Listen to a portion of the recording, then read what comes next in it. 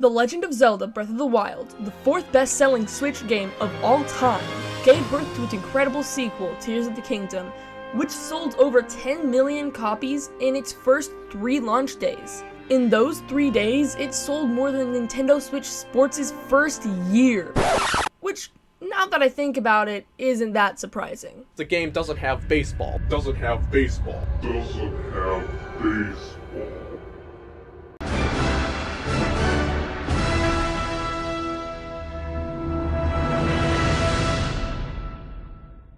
What's up, nerds? This is your captain speaking. Welcome back to Nerd Harbor. Today, I'm going through every character in Tears of the Kingdom's profile list, and I'm going to give all of them a partner Pokemon. This is in the context of how the Pokemon would help them out in the world of Hyrule, but some of them are just for the memes. Oh yeah, spoiler warning, not really. The game has been out for 3 months, but if you haven't gotten super far in the main story, be warned. That's basically it, so let's get into the Pokemon of Hyrule. In TOTK, Zelda travels through time using Rauru's secret stone. Since Zelda is time traveling, the best Pokemon for her would be Celebi. Celebi is the time travel Pokemon, so it would be really good for helping Zelda learn to use her time power. Plus, when the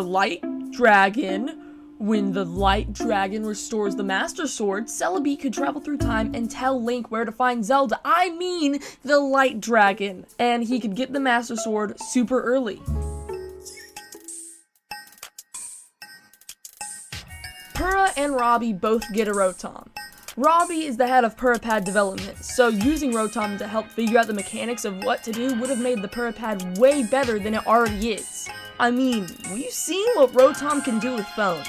And Purah is the head of Lookout Landing, but has also been working really hard to use the ancient Sheikah tech to make the Skyview Towers. Imagine how much she would learn about the ancient tech with Rotom going inside of it and relaying information. Rotom is perfect for Purah and Robbie.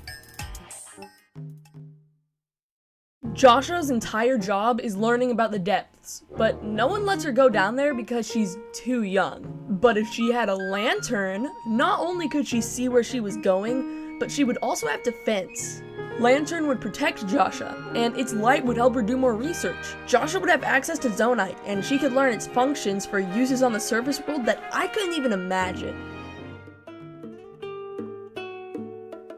In Tears of the Kingdom, Impa is mainly focused on the geoglyphs, but she is really old. Really old. Because of this, I think her perfect Pokemon would be Smeargle. She's not exactly in perfect shape for flying as high as we see her do in the game, but what if she didn't have to get in the balloon at all? Smeargle could go in the balloon and paint the geoglyphs from above. Impa could examine the painting instead of having to go so far up into the air.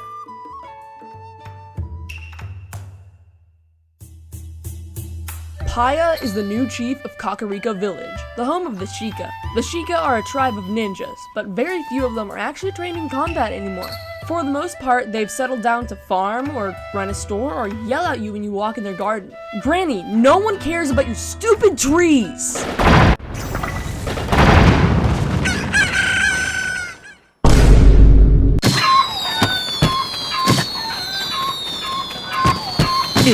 What I'm trying to say here is they need a little defense from that stinking Yiga clan. So, to solve that problem, Paya's new partner Pokemon would be Greninja.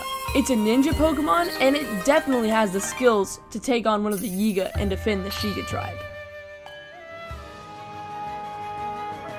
Tulin is a young Rito wielding a bow as his weapon, and what's a bird Pokemon with a bow that we know of? Decidueye. Decidueye is the final evolution of Rowlet, which is a starter Pokemon, and a lot of young trainers use their starters the most. If Decidueye can hit the same awesome headshots that Tulin does, then Decidueye would be a great addition to the team. Teba is the new elder of Rito Village, meaning he's not getting in on too much action, so I'm giving him an old bird for him to chill with. That bird is Braviary. Braviary is amazing for combat. Nice. But it evolves at the super high level of 54, meaning it's a boomer, just like Teba. Everyone's favorite flippin' hot fish, Sidon, is back. Sidon's weapon of choice is a trident, and the trident Pokemon we've got for Sidon is Empoleon. It isn't a fish like the Zora, but it is a water type and is water-based and weak to electricity just like the Zora. Though I would like to see Empoleon climb a waterfall. That'd be a sight to see.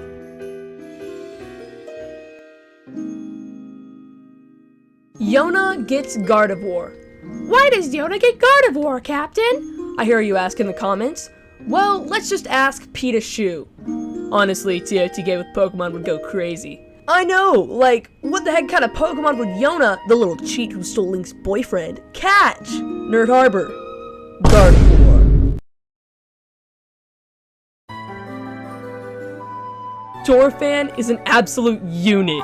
He is huge and buff and a super awesome character in TOTK.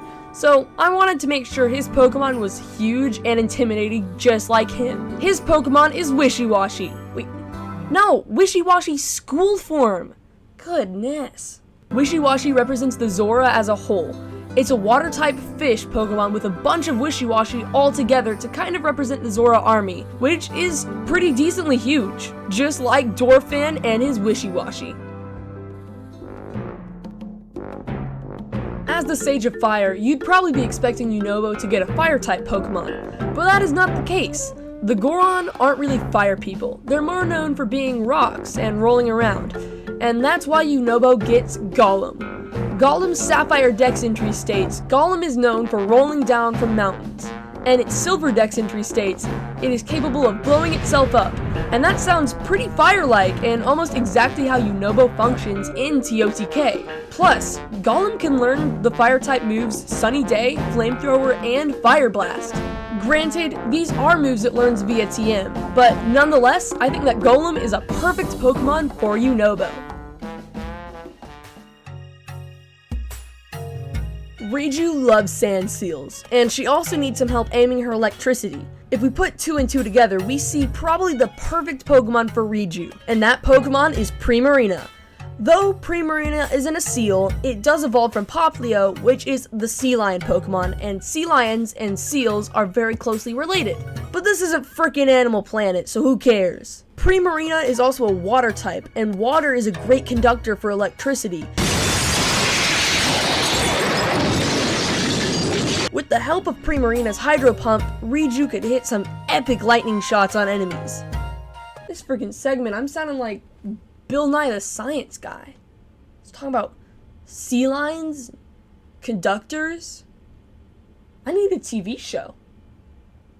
And like a theme song.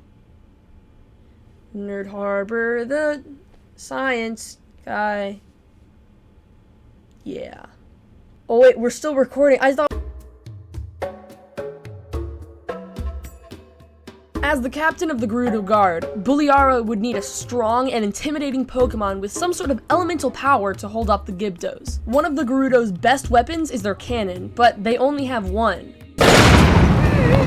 But with Buliara's new Pokemon, Armarouge, they would have another mobile cannon. Armarouge's Violet Pokédex entry says, this Pokemon clads itself in armor that has been fortified by psychic and fire energy, and it shoots blazing fireballs. Gyptos are weak to fire, so with Buliara's new Pokemon, the Gerudo would be safe from any incoming threats.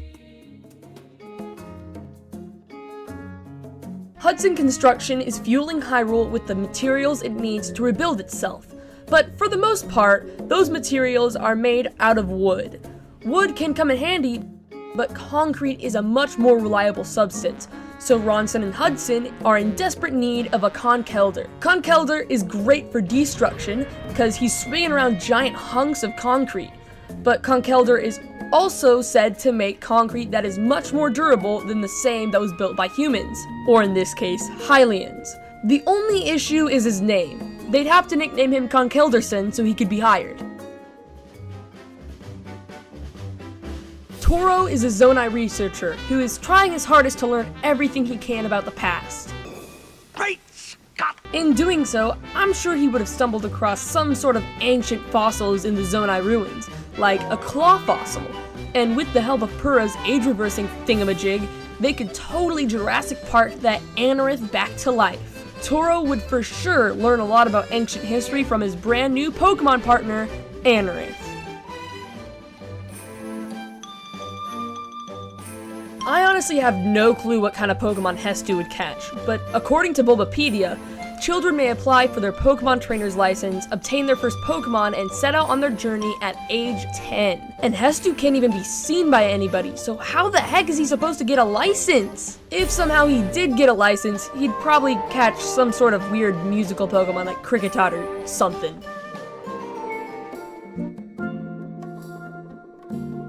If Hestu can't get a Pokemon, then the Deku Tree definitely isn't in the clear. He's a freaking tree! They ask you how you are, you just have to say that you're fine when you're not really fine, but you just can't get into it because they would never. But I still have to give him a Pokemon. That's my job for today.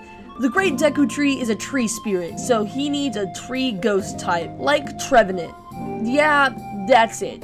Though, how would he catch Trevenant if he doesn't have any hands?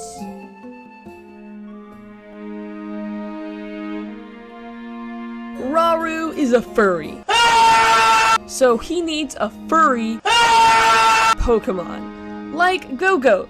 Go-Goat is a fluffy, or shall I say, furry Pokemon. It's also a goat, in which the Zonai share a lot of resemblances with, because they're furries.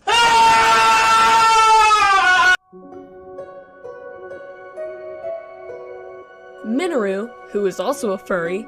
Actually she's dead and currently in the form of a robot, so she can't possibly be a furry if she's no longer within her brain. Is the Sage of Spirit, so she definitely needs some sort of ghost-type Pokemon. I think one of the best Pokemon for her would be Golurk.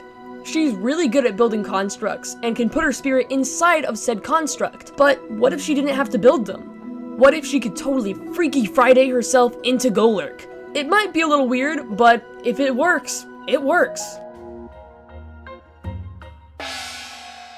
Master Kohga is the evil mastermind behind the unstoppable Yiga clan.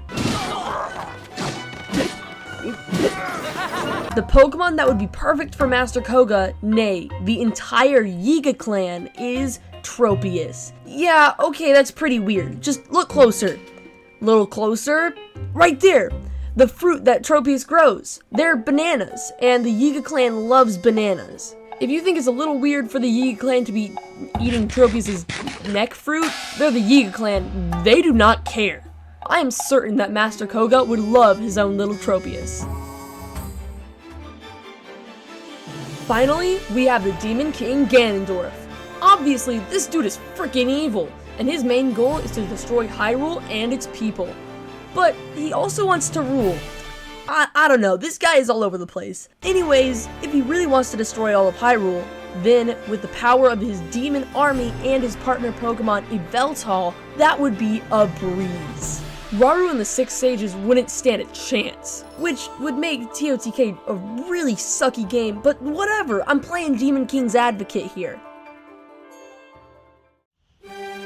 But there you have it.